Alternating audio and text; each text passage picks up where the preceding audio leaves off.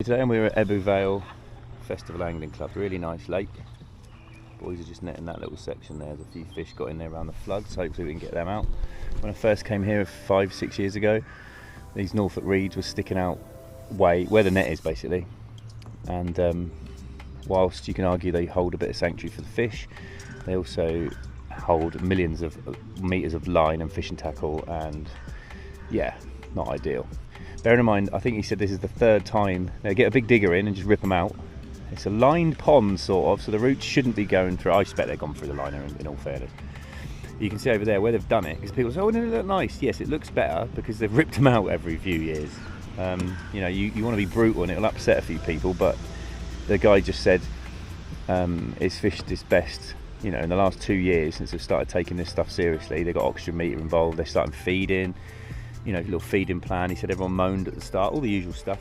Everyone moaned at the start because they were chucking a bit of food in, but now we said all the roach and the cruisins are loads better. So, you know, there is method behind all this, common sense. But yeah, as you can see, other plants are trying to compete now with these Norfolk reed. That's why I'd keep on top of it and encourage more sort of suitable habitat to grow. It's like a load of iris over there trying to get through. But if you just left that now, the Norfolk reed just takes over.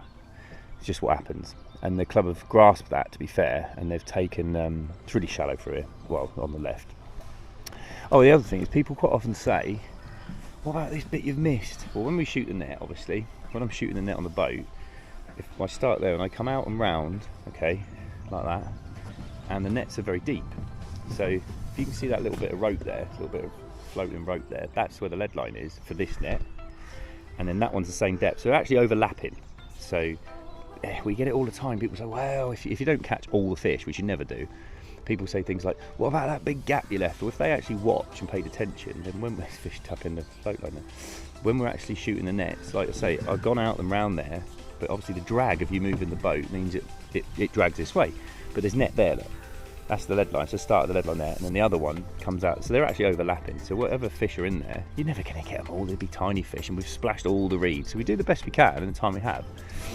You know, we don't muck around. We're here to try every day. We're trying to catch the most amount of fish, and even if you catch tons of fish, people still go, oh, I expected more, or this, that, and the other. It's like, well, you should have drained it then, or should have addressed the snags, or, you know. But no, it's a lovely, lovely spot, this. I love coming back to Wales anytime I get a chance anyway. So hopefully we'll catch some nice fish. What we're going to do is wing this up here. We're going to land it up. There's a lot of big, massive, genuinely huge boulders in here. So like I say, it's a public park, but the club have really improved it in the last few years, which is what it's all about. See, these are coming through lovely, but they're competing with this stuff. This stuff grows and it's horribly invasive. So by keeping on top of it and encouraging more of this, it's what we'd be doing. Nice. Basically, while I've been winging this end round, I've already pulled quite a lot of that in, just setting it up over there. Because these boulders are the size of me, quite big. And then this bit here, it used to be full of this stuff. And the club has sensibly tried to get as much out as they can. We've got this little pool here. And eventually they're going to put some decking on it and have it for pond dipping for kids, and it's great. And because it runs up into little, well, it goes up to nothing, but it's like a ditch. And you get all these tinies, obviously, hiding from the birds. So they'll come up here hiding from the birds. There's actually more in there than you think, a few carp and bits and pieces. They can swim in and out with the floods. Beautiful cruisins. They come up here and hide from the birds. Tench, carp, perch, roach. Yeah, it's good. I think just get them all in a bin. We'll move on the other side. You can see what I mean about the irises. When they start to want to come through, they're competing with all the Norfolk reed. And you know, you could argue, well, the Norfolk reed's fine, this, that and the other, but I just think it's loads better habitat for fishing lakes to have. You know, it doesn't matter. If you keep on top of it like this, absolutely fine. They get a digger in every few years. I've always said the same thing. See that little bit over there? Where it's pure green, even in March, February, March. I'd rather have that. Oh, hello. Oh, that's, yeah, nice structure there. Beautiful part of Wales, this. I love it. Yeah, you imagine it, and on the other lake, I'll show you later, they've actually done that. So we've got this nice load of plants here. If it was like that all the way around, not only is it much safer for fishing, It's actually more porous plant roots and stems. I just think it does a lot more for the water quality personally than that. But like I say, it's fine having this if you manage it. But this isn't, you know, if this was left, like I say last time, these reeds last time I was here were coming out where the net is, or out on this bend and in a line down there. So it takes a lot of work. But yeah, it's good proactive club. Doing a lot of work, like getting in here and clearing some stuff out. And all we're doing at the moment is obviously these tiny fish will go through this, and it is fairly secure. It's pretty good actually, but the big ones will just go around when it floods, as everywhere's flooding at the moment. But yeah, we're literally just doing this, moving the cart back into here, and then we'll pull this in, and it will be frustrating because there's the rocks, but there we are. And then work our way around, and then we've got another 200 metres. There's 100 metres set around there, and the channel, there's a few carp in there I've seen. And then we'll do the main part, and I'll show you the plants over there because it's good. But it's work that I think is worth doing. They haven't gone crazy with stocking here. We put some bream in after we did the initial stocking because cormorants were, again, were causing a problem. Put some bream in many years ago, and I think they've put a few little new carp in. But for a public park, they keep it tidy and clean. But it's work, you know, it's the same old story. There's always a handful of people doing most of the work. But yeah, good club, really pretty venue. Hopefully we'll catch some more fish, show you. Pulled this section in, nice lot of iris there, but I'll be nurturing them and moving them around the lake. Replacing the other bits and pieces. There's fishing line everywhere. Bloody line everywhere, it's all around the property, outboard. £20 line in the bushes. Caught a few nice crucians. Coming in all the way, brought in a lot of boulders and rocks, but big boulders, big rocks. Not a lot of fish. Could just mean they're not up the same. Yeah, fishing line, I'm trying to get it out for you. Cruises look amazing though. Pick a few cruises. I think one or two have got battle scars from birds, tails, but they're lovely fish. There they are. Yeah, lovely. There's a few up in the top pond. They did it really good. But yeah, it's just mainly rocks. Few rudd, few little carp. Oh, looks good though.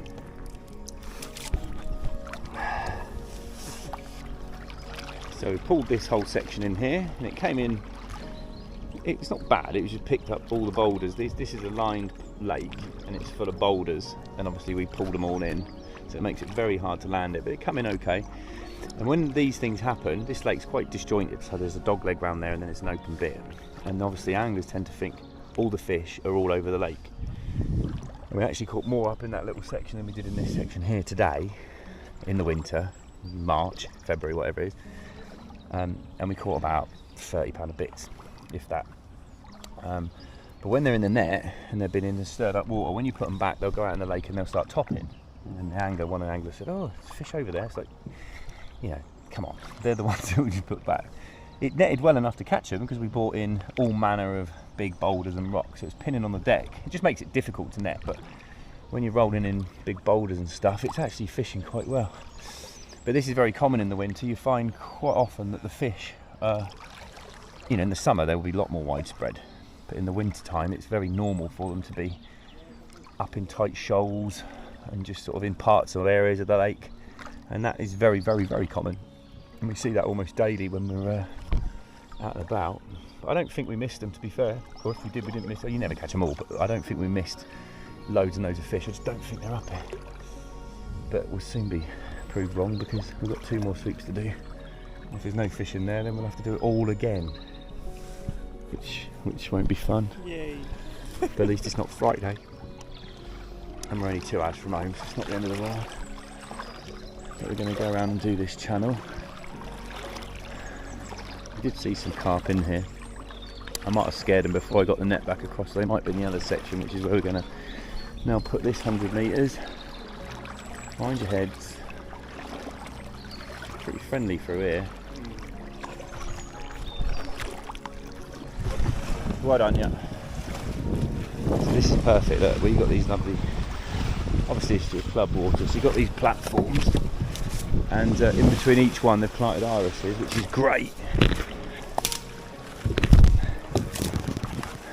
And what we have to do is avoid as many of these rocks. The rocks are massive, real big boulders, and we have to avoid them because otherwise, if you drag all this net in, and you get ripped up or snagged, so you've got to be realistic. But if it's in the summer, obviously the fish are everywhere.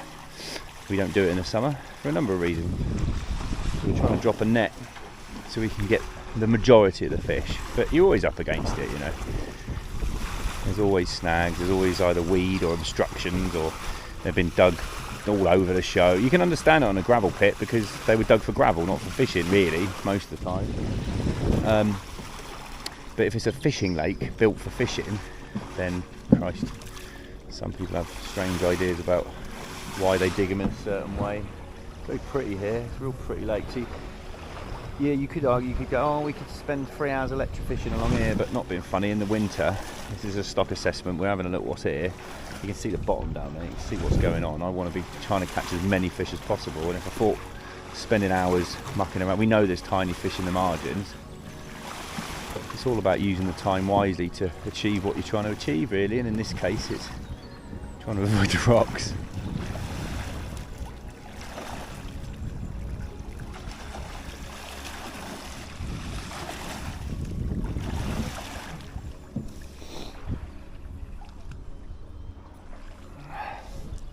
Lots of line. It's 14 foot deep in the middle of here, so if you drop the net there where it's that deep, okay, rocks, just something big. See, every time we drop a net in the shallows and people say, oh, you're missing it, then if it's got a fish effectively at 14 foot and there's debris coming down here, you're going to pick all the debris up, so you've got to be sensible. Yeah, you know, you'll miss a few fish around the outside. If you had, if you were trying to remove tiny, well, you drain it. In fairness, this is so labour intensive. We love electrofishing. For us, it's like a day off. It's like lovely. But honestly, you achieve more with a net 9 times out of 10. And then obviously, there's instances if the whole lake's like that and there's no open water, you'd have to electrofish. But I'd still be going, oh, drain it. But every job's different. Like I say, everywhere you go is different.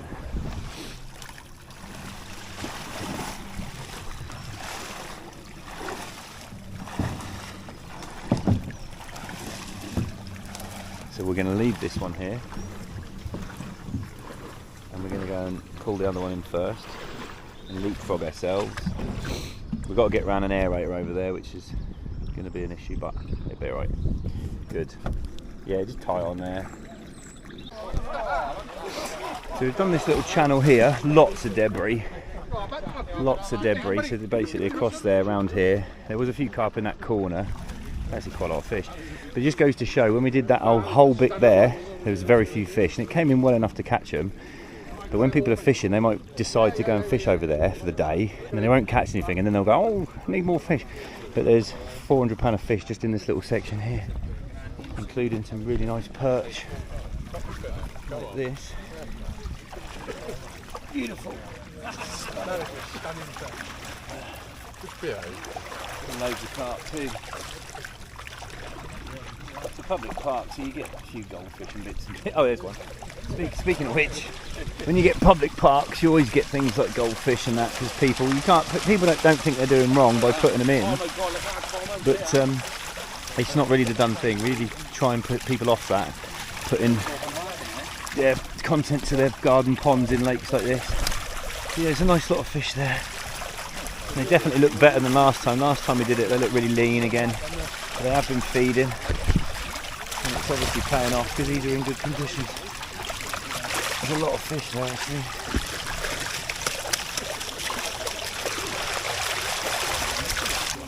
That shows though, that other end, I know we didn't catch much, but it actually came in quite well. It's just a lot of rocks. But that shows in the winter time, you know, in this little section, there's a lot of fish, and in there, that's just winter fishing, you know what I mean? They move around a lot.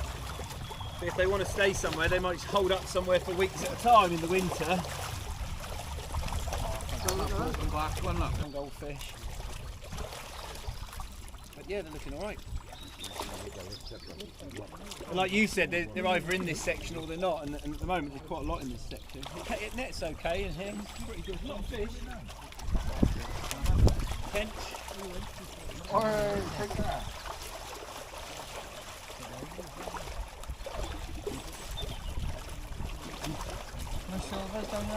No. Really nice common. I saw one caught one there. Down there. Maybe 2 weeks ago. Yeah. Still missing it. Off the sidewalk. Yeah, nice. They're alright there. So no silvers at all. They're all going to be in that. They've got to be. Proper gold, isn't it? Proper gold. Having caught nothing in the first sweep, this is why. Because this is now full of silvers and carp. Go on, go on.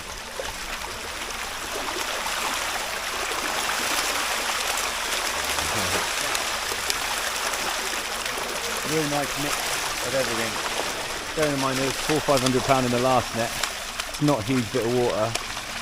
Plus all of this, it's really good. Some lovely cruisings amongst them, like this.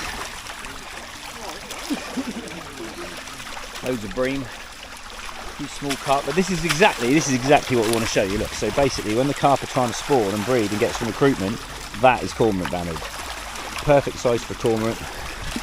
And when they're tatty like that, it's telling you a story. That's why we tell people to feed the fish and look after them, because if they're stronger, they'll put up with a lot more of it. So when you've got serious amounts of fish, and we won't catch them all, but there's a lot in here. A lot of good fish. Obviously there's stacks of carp like most places, but you've got crusions, you've got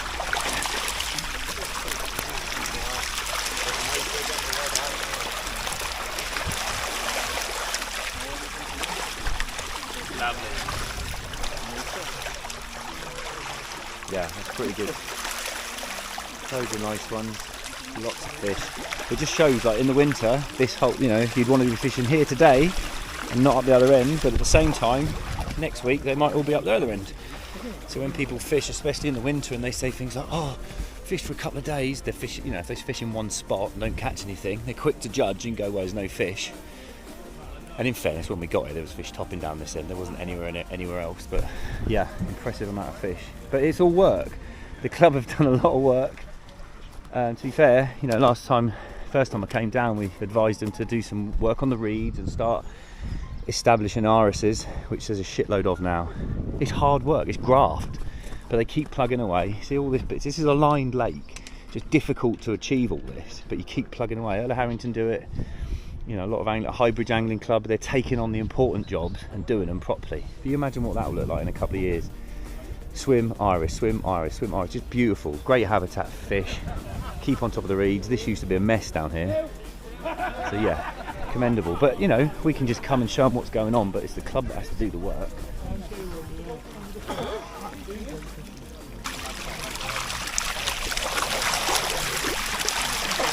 This is what I'd want to catch today, stuff like this, look at that.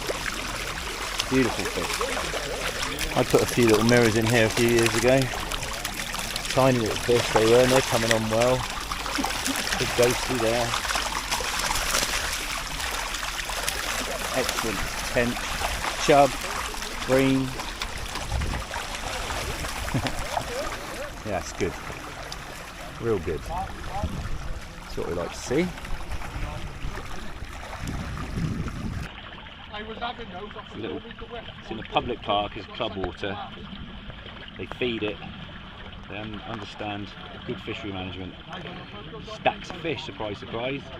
It's easy to make excuses with these public park lakes. We see them all the time where people sort of say, oh, we can't do X and Y, and it's like, but yeah, to be fair, it's pretty good. So what were you saying about the fish? Have they improved? Very. What, since the last time? Yeah, since the last visit, now the fish have virtually doubled, and the quality is a lot better than what we had originally. And what have you been doing? Chucking a bit of food about? Well, I'd feed about 2 sacks a week, so that's about 50 kilos. Yep. Matt, pull the lead up. Spread it different areas, so I think only spread it different areas to get... It will destroy the lily pads as well. Yeah. If you feed where the lilies are, you will get rid of them. Well, what you've created is, last time we did it, we didn't catch nowhere near the diverse amount of size ranges, species, and it's absolutely brilliant. You've got a serious amount of mixed species. I mean, it's great. Big carp, tench, everything, big ghosties, and I mean, it's such a change in a few years. Well done. But what you're doing is fantastic. The trouble is, a lot of clubs don't do any of this work. They just constantly restock and they think that's the way forward. But you guys have taken everything on board and done a fantastic job. I mean, look at it. Obviously, this isn't all the fish, but you've got everything, good recruitment of lots of different species. That's fantastic. And then obviously with all the plants as well, all the work you're doing over here is commendable here. Considering it's a public park, so all sorts of stuff happens, you know what I mean? It's brilliant. Lovely job. So yeah, so we've got a shed load of quality species, big fish. You know, they've done an awful lot of work as a club. So you're guessing, you know, to fish these clubs must be, you'd think minimum 100 quid a year for the amount of lakes, the quality of the fish, the amount of work they do, plus the canals they've got. How much is it for a year? For an adult ticket is £30 a season. Over 65 is £17.50, and a junior is £10 A day? for the season, for the year. And I bet people still moan if you put it up a quid. We put it up £5 3 years ago. People did complain about it. We put it up £5. Because it's a lot of money in it for a year's fishing. when you're breaking your balls trying to make it as good as you can. I know you can't win, but this is the problem with clubs. You know, clubs are trying to do their best, and everyone compares them to commercials, and you can't do that. It's totally different. But fair play. No, you're doing a fantastic job. Just keep doing it and ignore people that moan. Basically, that's what we do. Yeah, thank you very much. And I got to admit, it's clubs like this that keep me interested in doing club lakes, to be fair, because so many have the potential, ask for advice, get us to do work, and not just clubs, commercials. Look at that, look. Owl and that, beautiful. It is lovely. I mean, I just love Wales because there's hills and that here. But it's what keeps you sane as you get older, working for clubs that get it and put things into action and do the graft. All we can do, we can advise and we can help and we can do the work, but that's what keeps it interesting, is when people actually go, oh, we've done this, we've done X, Y and Z, and you write people reports and say, you know, this is why we'd do it, and yeah, it's fantastic. And it's fished, you know, fishing keeps improving, quality of the fish improves, anglers keep moaning, but £30 a year, unbelievable. Yeah, it's been a good day.